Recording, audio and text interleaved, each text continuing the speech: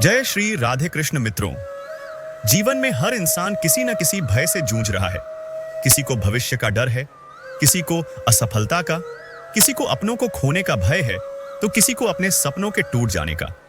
लेकिन क्या आपने कभी सोचा है ये भय कहां से आता है? क्या ये सच में बाहर की दुनिया से आता है या ये सिर्फ हमारे मन का खेल है? आज के इस वीडियो में आप सभी को इन सारे सवालों का जवाब मिलेगा और समाधान भी। इसलिए वीडियो को अंत तक देखें और चैनल को सब्सक्राइब करें। साथ ही आप किस प्रकार के भय से परेशान हैं कमेंट में बताएं। महाभारत के युद्ध भूमि में भी एक योद्धा अर्जुन भय से भर गया था। उसके सामने कोई साधारण दुश्मन नहीं था, बल्कि अपने ही गुरु, अपने ही भाई, अपने ही रिश्तेदार खड़े थे। धनुष हाथ से गिर गया, शरीर कांपने लगा और वह कहने लगा, हे माधव, मैं ये युद्ध नहीं कर सकता। मेरे हाथ पांव शिथिल हो गए हैं, मेरा मन भय से कांप रहा है। तब श्री कृष्ण कहते हैं, हे पार्थ, यह भय तुझे शोभा नहीं देता। योद्धा के लिए भय मृत्यु के समान है। तू युद्ध कर, क्योंकि भय केवल तेरे मन में है। सत्य में इसका कोई अस्तित्व नहीं। भय वास्तव में कोई ठोस वस्तु नहीं है।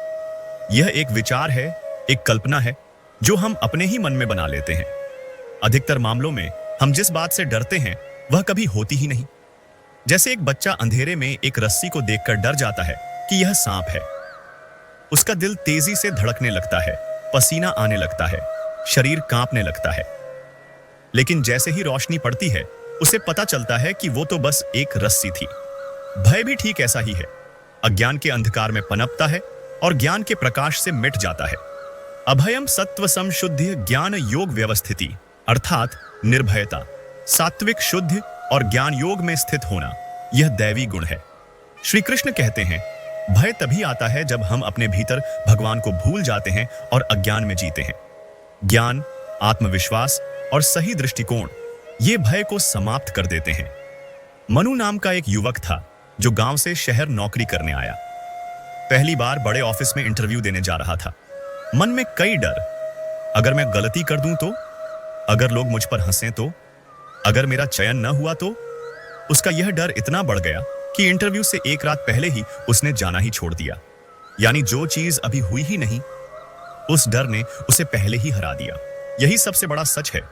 अधिकतर लोग युद्ध में हारते नहीं, वे युद्ध में उतरने से पहले ही हार मान लेते हैं। और इसका कारण है भय।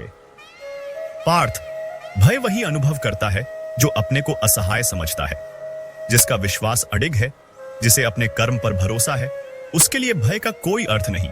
जैसे सूर्य के सामने अंधकार टिक नहीं सकता, वैसे ही विश्वास के सामने भय टिक नहीं सकता। कुरुक्षेत्र की धरती पर धूल, रक्त और संकल्प का संगम हो चुका था। युद्ध शुरू होने ही वाला था। चारों ओर रथों की पंक्तियां, हाथियों की गर्जना, योद्धाओं का शौर्य। लेकिन उस महायुद्ध की शुरुआत में सबसे बड़ा योद्धा अर्जुन भय से जकड़ चुका था।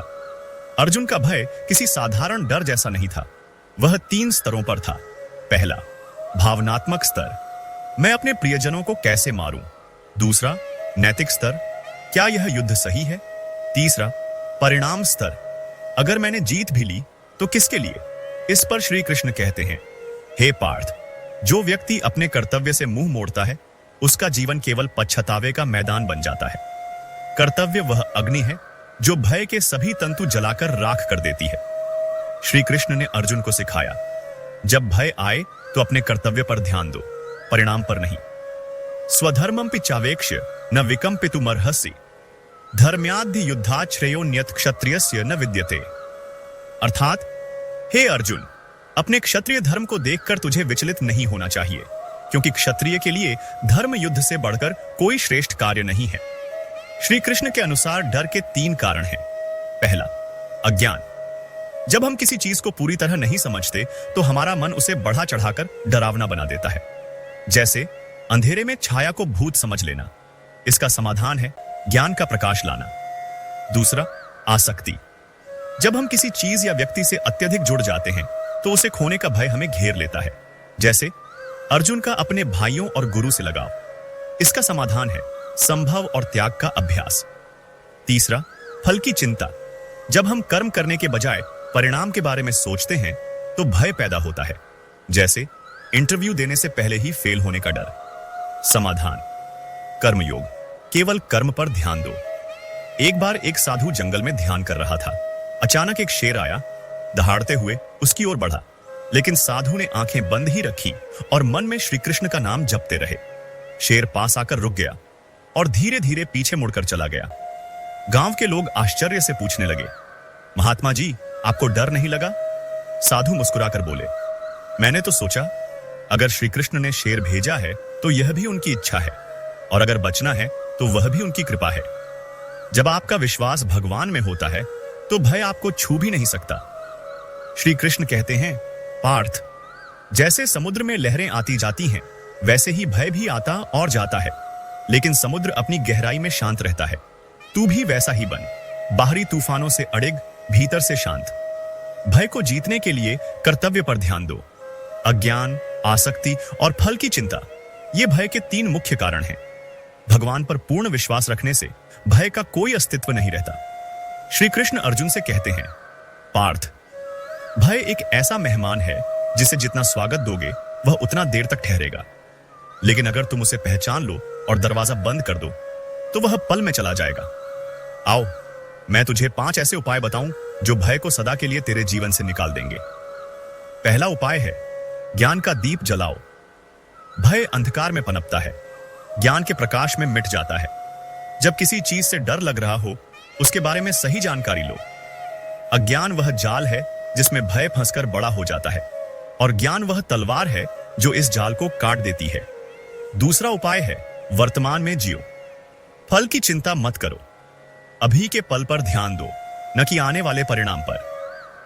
तीसरा उपाय है, भगवान पर विश्वास रखो।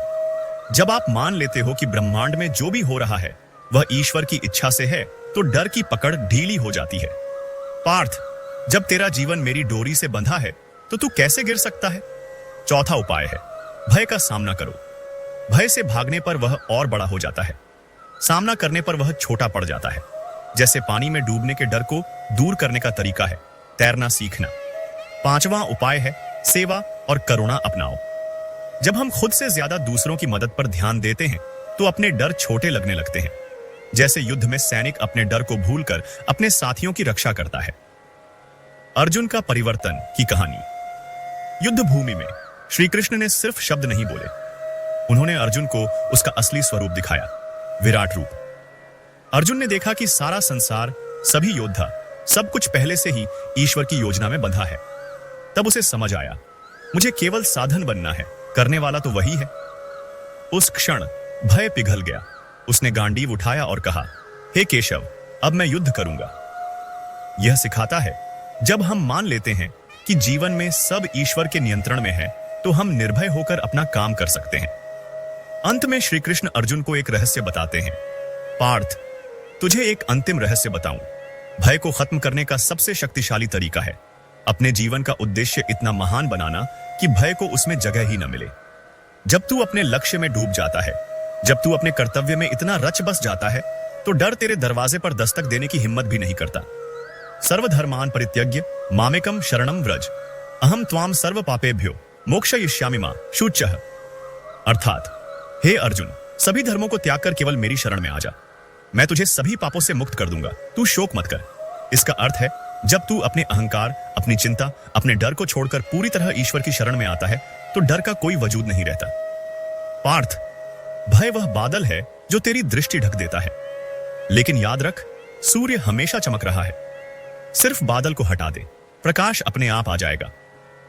आज अगर आपके जीवन में भी कोई ऐसा भय है जो आपको आगे बढ़ने से रोक रहा है, चाहे वह असफलता का डर हो, लोगों की आलोचना का डर हो, अकेले पड़ने का डर हो, तो याद रखिए, भगवान आपके साथ हैं। आपके जीवन का हर पल उनकी योजना का हिस्सा है। अगर आप अपने कर्म पर ध्यान देंगे और फल की चिंता छोड़ देंगे, तो कोई भी भय आपको रोक नहीं पाएगा।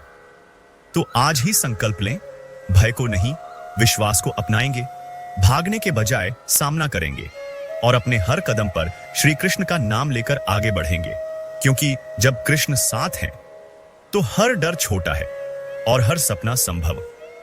उम्मीद करते हैं कि वीडियो आप सभी को पसंद आई है।